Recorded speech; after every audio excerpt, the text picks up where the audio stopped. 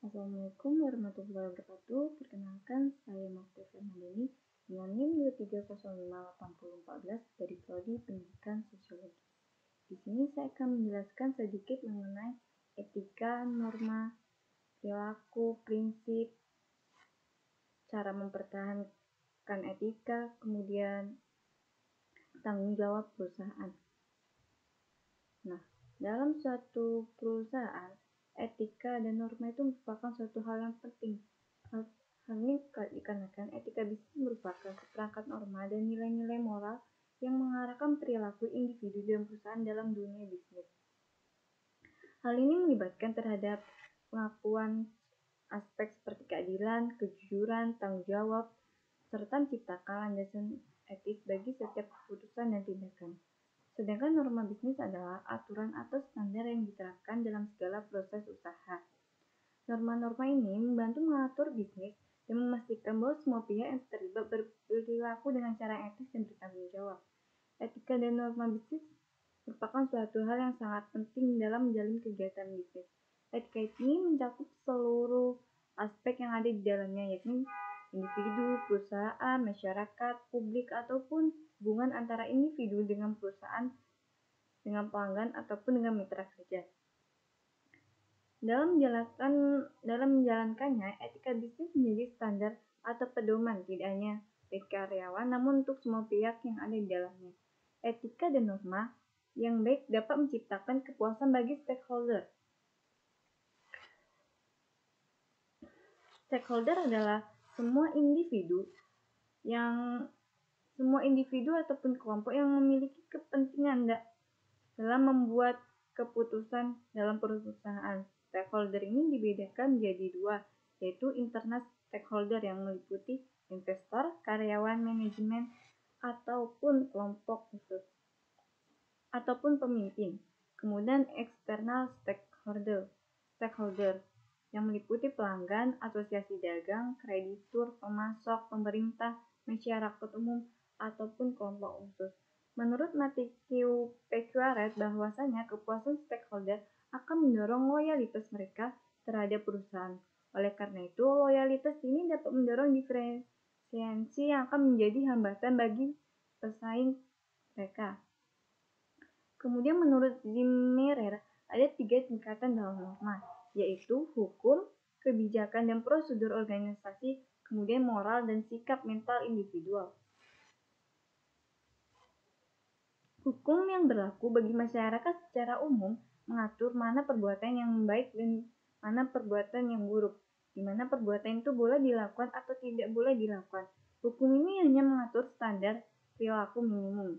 Kemudian kebijakan dan prosedur organisasi. Kebijakan dan prosedur organisasi memberi arahan khusus bagi setiap orang dalam organisasi dalam mengambil keputusan.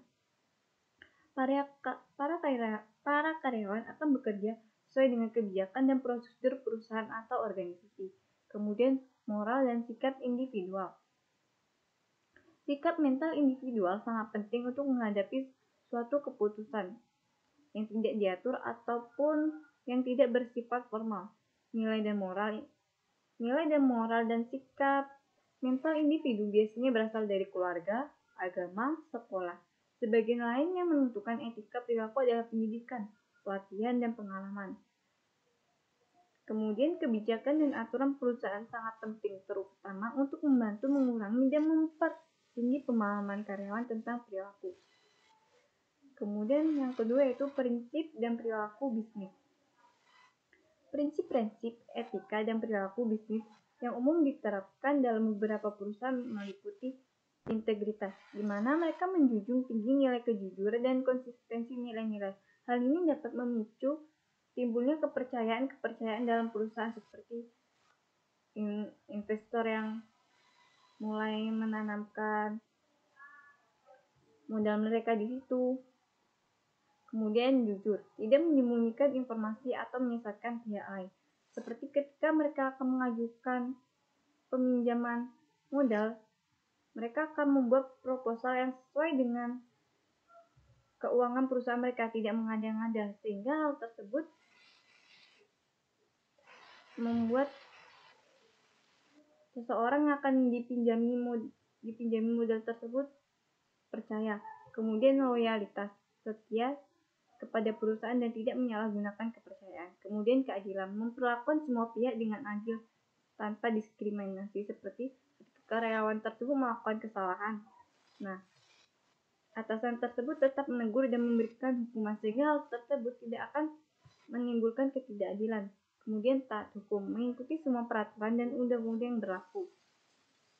Kemudian adanya akuntabilitas, yaitu bertanggung jawab atas tindakan dan keputusan, di mana seorang pemimpin harus memiliki sikap tanggung jawab atas tindakan dan keputusan. Namun dalam mengambil keputusan tersebut biasanya mereka akan mempertimbangkan beberapa aspek. Kemudian yaitu berkomitmen terhadap kesempurnaan, berusaha untuk meningkatkan kualitas kerja. Kemudian adanya transparansi, yaitu terbuka dalam komunikasi dan keputusan. Biasanya seorang pemimpin ketika akan mengambil keputusan, mereka akan memberikan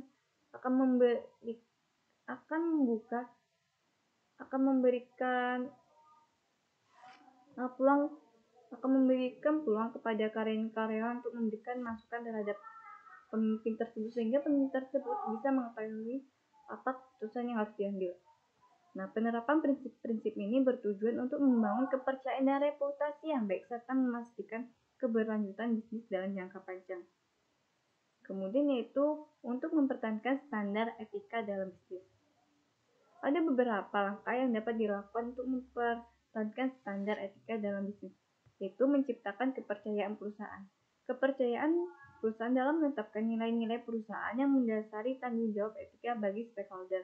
Kemudian memahami hukum dan peraturan, di mana mereka mengetahui dan mematuhi hukum serta peraturan yang berlaku adalah dasar yang menjalankan bisnis yang etis. Kemudian mematuhi program hukum, mengikuti program hukum dan prosedur yang ditetapkan oleh perusahaan yang memastikan tindakan yang etis. Kemudian bertindak jujur dan adil, menunjukkan kejujuran dan keadilan dalam semua transaksi dan interaksi bisnis. Kemudian mengembangkan kesadaran moral, meningkatkan kesadaran tentang apa yang benar dan yang salah antara karyawan dan manajemen, sehingga tidak terjadi ketidakseimbangan.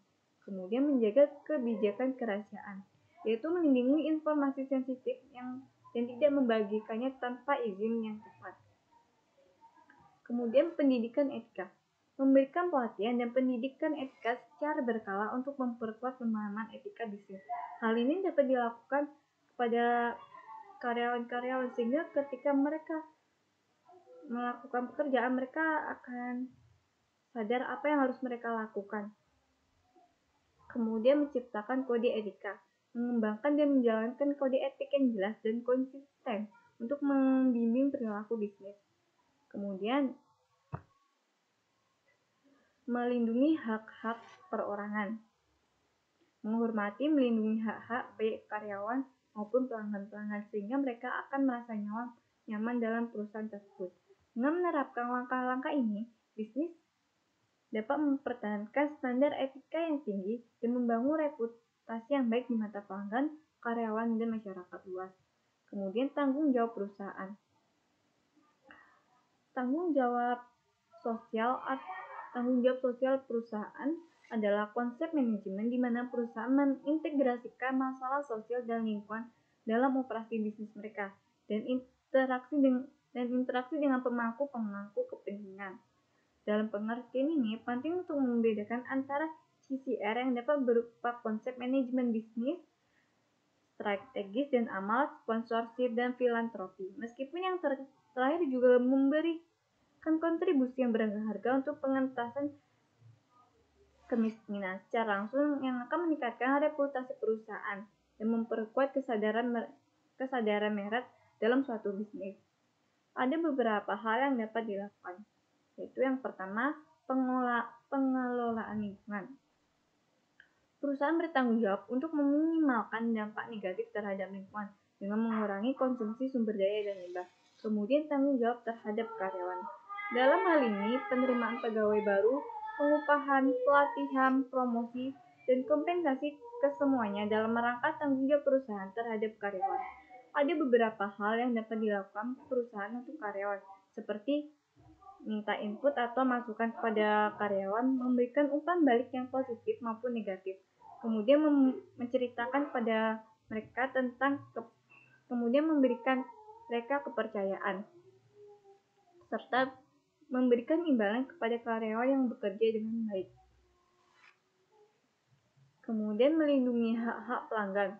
Ada 4 hak pelanggan yang dapat dilindungi. Yang pertama yaitu hak untuk mendapatkan produk yang aman, di mana dalam hal ini pelanggan berhak untuk mendapatkan produk yang aman dan tidak membahayakan mereka dan mereka nyaman. Kemudian yaitu hak untuk mendapatkan informasi dalam segala aspek produk, di mana mereka berhak mendapatkan informasi dari mana produk tersebut berasal, dari mana bahan-bahan yang ada dalam produk tersebut. Kemudian hak untuk didengar, dan juga ada hak untuk memilih apa yang mereka pilih. Perusahaan tidak bisa menentukan bahwasannya mereka harus memilih produk ini, tapi pembeli yang memilih apa yang mereka beli sesuai dengan kebutuhan mereka. Kemudian tanggung jawab terhadap investor. Perusahaan memiliki tanggung jawab terhadap investor, yaitu untuk menyediakan pengembalian investasi yang menarik ganjaran dengan memaksimumkan laba. Selain itu, perusahaan juga dapat bertanggung jawab untuk melaporkan kinerja keuangan kepada investor yang seakurat dan secepat mungkin. Nah, dalam era bisnis modern sekarang, konsep tanggung jawab sosial perusahaan bukan hanya menjadi tren, tetapi juga menjadi suatu keharusan yang tidak dapat diabaikan. Tanggung jawab sosial perusahaan melibatkan komitmen perusahaan untuk berkontribusi pada keberlanjutan sosial dan lingkungan. Hal ini bertujuan untuk membangun kepercayaan masyarakat terhadap perusahaan. Sekian penjelasan dari saya, kurang lebih saya mohon maaf. Wassalamualaikum warahmatullahi wabarakatuh.